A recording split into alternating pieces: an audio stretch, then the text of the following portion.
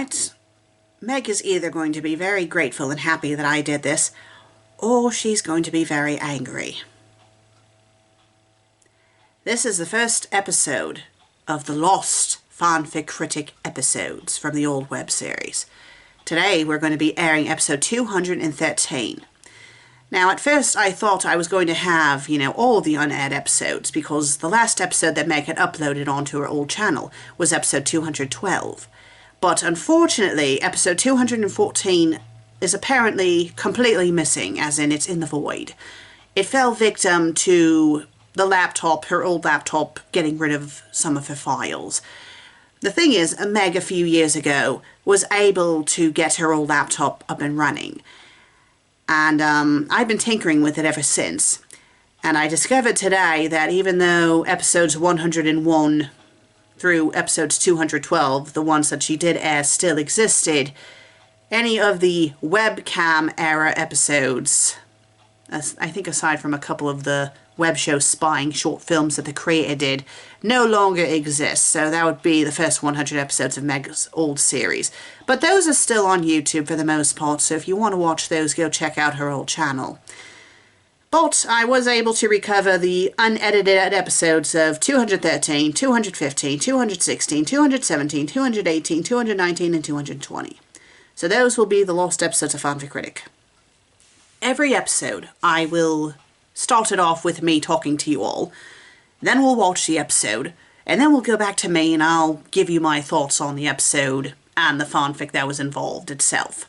Now, I noticed that the creator had multiple openings for Meg's old web series. I'm going to use the most recent Sweeney Todd opening, and I might actually ask the creator if maybe she can do that for my web series as well. Because I did like the Sweeney Todd openings that she did. And considering that my version of FanFic Critic, I am legit dressed up as Sweeney Todd minus the wig, I think it would be appropriate for my series, so we'll see if she's okay with that. I'll ring her up after I do this. It might not show up until the next season of FanFic Critic, but I don't know. I mean, the whole thing about me being an HT is, well, that was because of Meg being nice and stuff and getting me a gift. So I'm going to consider this a thank you to her by airing her old unaired episodes.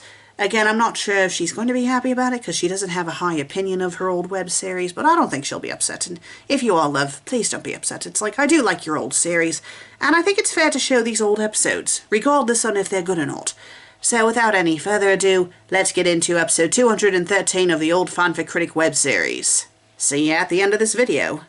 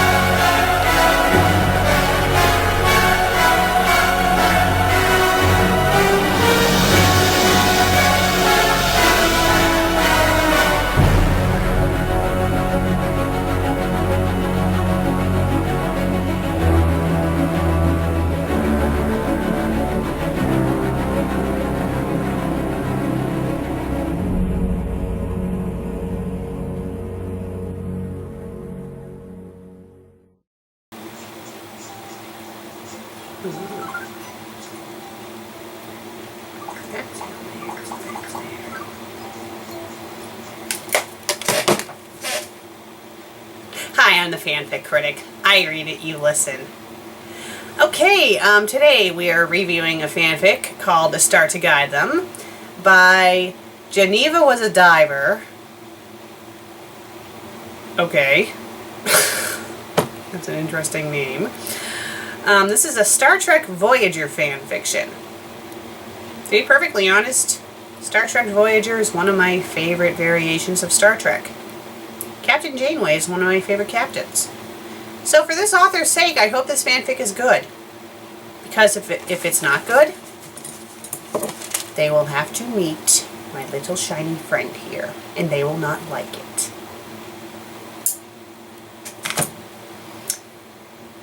Okay, it's rated Fiction K, it's in English, it's family, it's H. Kim, has 2,647 words, 1 review, 2 faves, 1 follow, and it was published back in 2010 and is complete. Let's read the author's note. This is my first STV fanfic. I love the fandom, it's one of my all-time favorites. I particularly enjoy Harry and will always like to write a story about him and his family. I feel he could have been a much stronger character if he had the chance.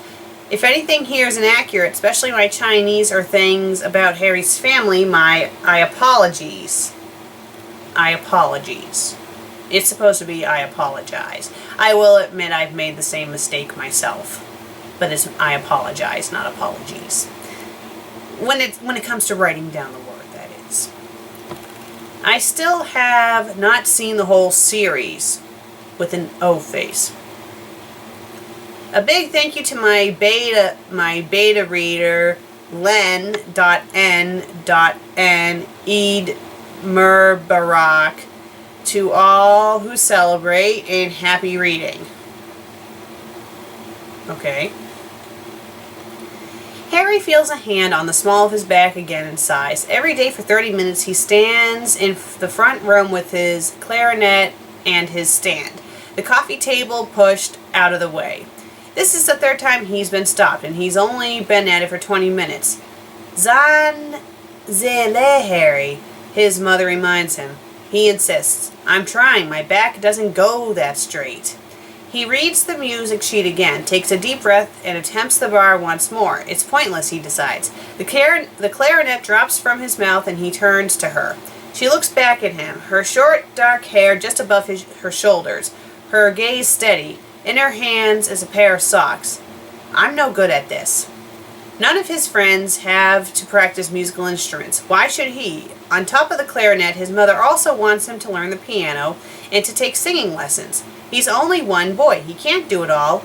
Zhu Lian Zi. She takes hold of his shoulders and spins him around. It's hard. Holding up a shirt to the light, she inspects it for missed spots, and then begins folding it. It's new. Of course it's hard. Harry Lee heaves a heavy sigh. Can I be done now? He asks hopefully, stealing a glance at the clock, and then to the open window. He usually stands in such a way that he can't see either. However, his mother is busily folding laundry today. 10 more minutes. Just this once, please. I'm supposed to meet the guys. She laughs and shakes her head. Harry. Despite laughing, he can tell she is beginning to become annoyed. There still might be a chance, though. Mama, he tries to reason with her. Kiu ni le. Ho bio zeng wo deng yi zaya zio zihuo. I promise. I'm sorry if I'm completely mangling the Chinese language there. I'm just not used to speaking it. This will probably be the only time I will speak Chinese, and if anyone is Chinese and is listening, you probably thought that was horrendous, and I do apologize. You'll do it now, no later, she tells him, frowning from between the legs of a pair of pants. Well, hurry up. The sooner you finish, the sooner you can go. His face twists up into a pout until a stern look from his mother sets him straight.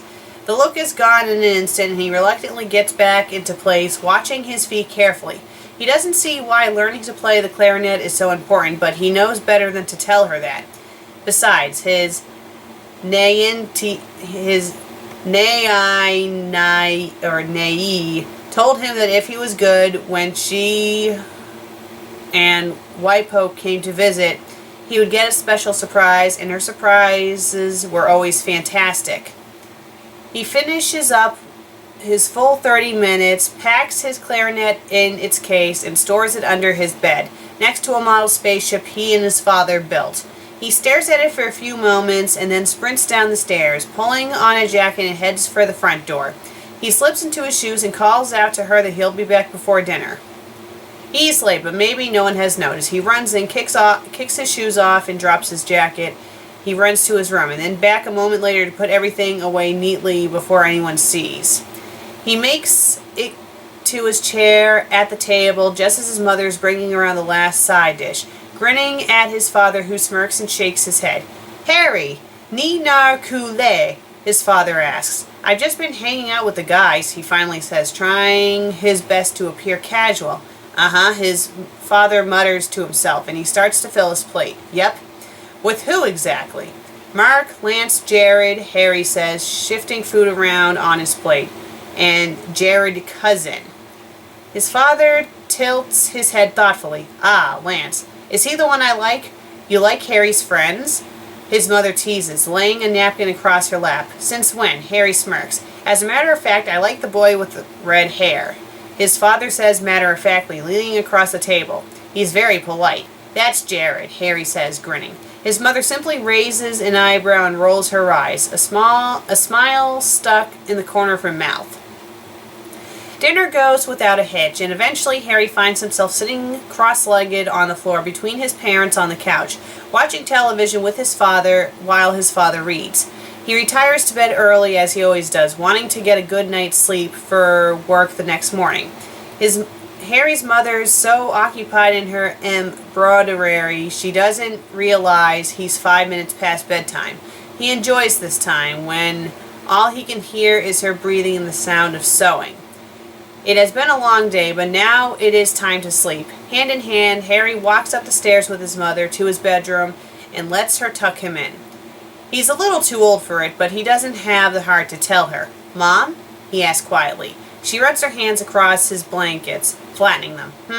Someday I'm going to travel all over and see all the galaxies ever. Maybe even in the entire universe. "I know you will, Harry," she says with a soft smile. "Good," he sighs, as if a giant weight has been lifted from his shoulders. "But I was just thinking, I might miss you and Dad." His mother gently sits on the edge of the bed. "Oh?" she responds, as though she's heard him say this several times a day. "Really, I will." Fidgeting under the cover, he asks, "But you'll miss me too, right?" "Of course we will. But that won't be for a long time. You're not grown up yet." "I know," he says with a shy smile. She checks the blankets and sheets again and then leans down and kisses him goodnight. "Okay, time for bed." "Wait!" he cries, suddenly sounding like a small child. His mother turns. By the look of her face, Harry guesses that she expects him to ask to stay up late. She doesn't look mad, though, which makes him feel better for asking so many questions today. He crawls out of bed and grabs her hand, pulling her to the window. "I got you something. Sort of." "What? Why?" she asks, approaching the bed again. "It isn't my birthday, is it?" He points to the sky and then looks at her expectantly, a big grin on his face. "I don't understand." "See that star?" He points. "That one right there? It's for when I go away," he explains. "That way, even when I'm far away, we can still be close. 'Cause maybe we can see the same star." "It's perfect," she smiles, and then runs her fingers through his hair and kisses him again. "Now go to sleep, okay?" Little Harry nods his head and snuggles down underneath the covers. "Night, woe ye I me." Lights out. He keeps watch until she vanishes out of his room and then down the hall. He thinks about all the places he will go when he got older, and about all the different people he will meet. Before he knows it, everything is quiet, and he's asleep.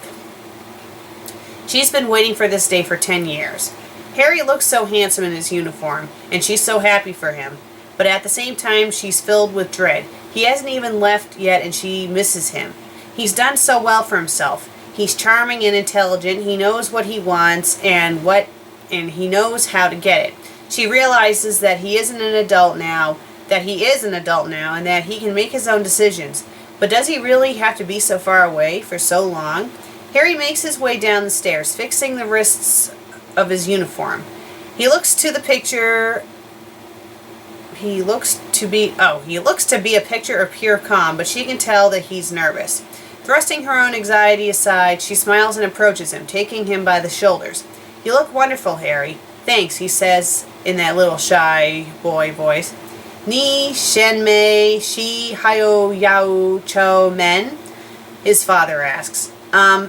Actually, I'm early," Harry responds, clapping his hands together and laughing nervously. "I'm still waiting for Eric. We're leaving together." Ah, he responds, nodding some. Ni Chifan Lema. Harry smiles. I already ate. Zi Xiao Jian. Already used the restroom too. Okay. You sure you packed everything? I'm sure. Pretty sure. At least I hope so. If not, I'm sure I can get a hold of a replacement. No problem. It's not the same, you know. His father shakes his head, frowning. Better double check. She watches the two of them spend Harry's last few minutes home talking about this and that. And she feels her heart swell. She won't cry, at least not until he's left. She knows him. If she cries, he'll leave feeling guilty, and she can't do that to him. Instead, she smiles, nodding and joining in when there's a lapse in conversation. Before long, the front doorbell beeps. Harry inhales deeply, and everyone is quiet. I guess it's time to go. His father comes over to congratulate him and wish him well. Harry quickly sobers up, accepting a handshake and a pat on the back. Then it's her turn. She wraps her arms around him and hugs him tight. It's okay, Mom. I'll be home soon, I promise. I know, Harry, I know, she whispers in his ear. You're right, it's okay. I'm just so happy for you. We're going to miss you. I know. I'll miss you guys, too. He pulls away from her, and although instinct tells her to hang on, she loosens her grip. He smiles at her. But hey, I'll write whenever I get a chance. You better, his father warns. Don't worry, you'll hear so much from me that you'll be sick of me. He bends down and begins to pick up his luggage. Anyway, Eric's waiting. I have to go. Good luck, son, his father calls out to him. Let us know when you're promoted, Thanks, Dad, he simpers. Ziyu Yi An Quan, his mother says. Safe is my middle name, Harry jokes as his father helps him with another bag. Shui J Hio Jiao. A full 8 hours, Mom, I promise. Bai Wang Le Chi Fan. Real food. None of that replicated nonsense. Mom, Harry laughs, turning every time she calls after him. He gestures towards the door. I have to go. I know. Go. Goodbye, Harry. I love you. Love you too. Bye.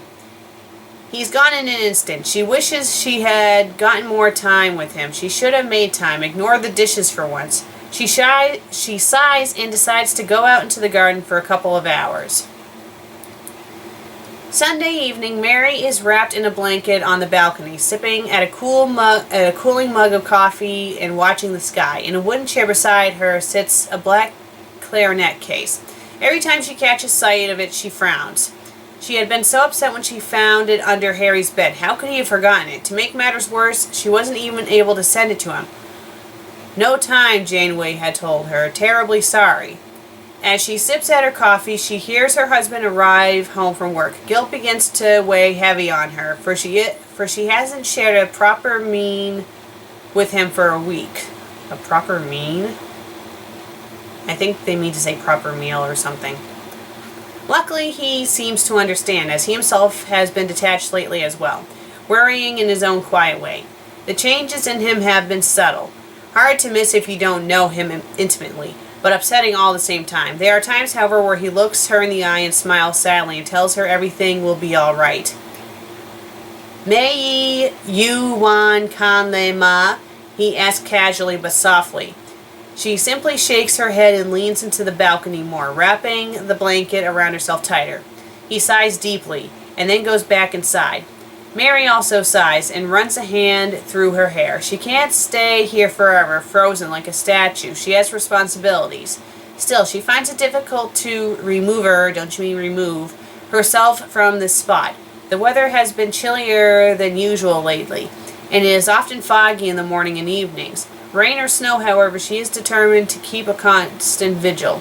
And who can blame her? Her child is out there, somewhere, and no one is telling her a thing. They assured her 2 weeks ago that it wasn't unusual to lose temporary communication with a vessel.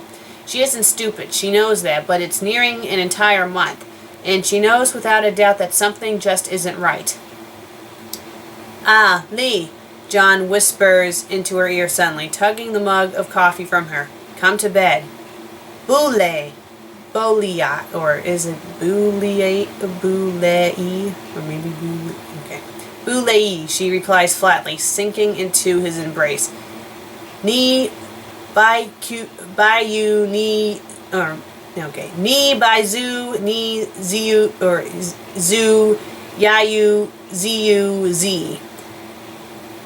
She feels her eyelids grow heavy for a moment, and she almost gives in, but she can't sleep. Not yet. Not until exhaustion forces her to. His grip loosens, little by little, until his arms are barely around her.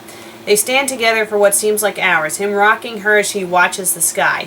Finally, the stars begin to dot the sky. She struggles to recall the conversation with Harry long ago. The tiny boy with the brilliant smile, pointing to the sky. She almost panics when she can't immediately spot their star. When she does, she feels herself relax. Tomorrow, she thinks she may tell her students about her son and assign them to each write something dear to them. Ah, you. She gently pats his arm. Ah, you? The man breathes. He sounds as though he's nearly dozed off. Go to bed. He reluctantly does as he's told, but not after kissing her gently on the head and temple and giving her hand a soft squeeze. Harry will be okay, he tells her tiredly. He yawns, patting her shoulder, and steps inside, murmuring, he's a smart boy. Later in the evening, she makes sure that Harry's clarinet is in his room, on his dresser, before she goes to stand by the window. Don't you mean stand? She wonders how far from home the boy is, if he's afraid, if he's starving, if he's even alive. And when she can no longer keep her eyes open, she crawls into bed alongside her husband and waits for the exhaustion to claim her. And that's the end of the story. Aside from the few typos and stuff, this was a really good story. I think it really captured what, not only Harry's family was feeling during the whole thing with Star Trek Voyager, but what the other families were feeling as well. Without spoiling too much, Star Trek Voyager is pretty much about, this crew that gets stuck on, the other side of the Milky Way galaxy in the season. The show goes on for 7 seasons. So, they've been away from their family for this long. It's some people don't really like Star Trek Voyager, but it's one of my favorite Star Trek shows. I think I really loved the captain. I thought the crew themselves had a nice chemistry. It had its flaws, but I think all the Star Trek shows have had their flaws. But this one was a really good show. I liked it. And this was a good fanfic. I only recommend that the author fix up the little typos that they had in there. And I understand why they were having them speak Chinese, but it seemed a little off how they would be speaking English and then speaking Chinese and English. But aside from that, it was a good story. Well, I'm the FanFic Critic. I read it, you listen, and I'm going back to my game.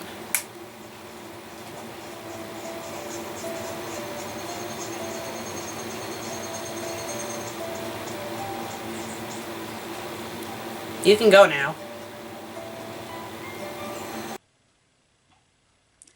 I will say, Voyager was not my favourite Star Trek series. I really like Discovery, and I love Next Generation because I love Captain Picard. But I would say that Voyager is one of the shows that I did enjoy. I didn't really care for Deep Space Nine, but that was mostly because I felt like it was a rip-off of Babylon 5. But I digress. Yes, I do agree with Meg's criticisms about this story. It was a good story.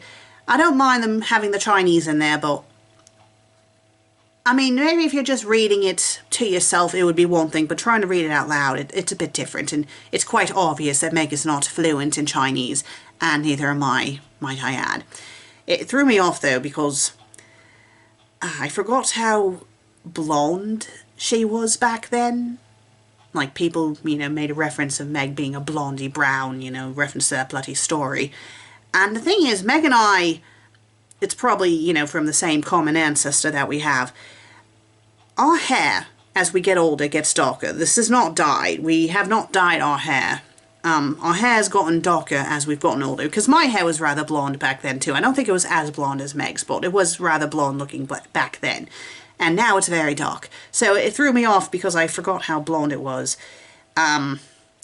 Yes, and Meg's voice was definitely more high-pitched back then. Mine was kind of, not really, but kind of.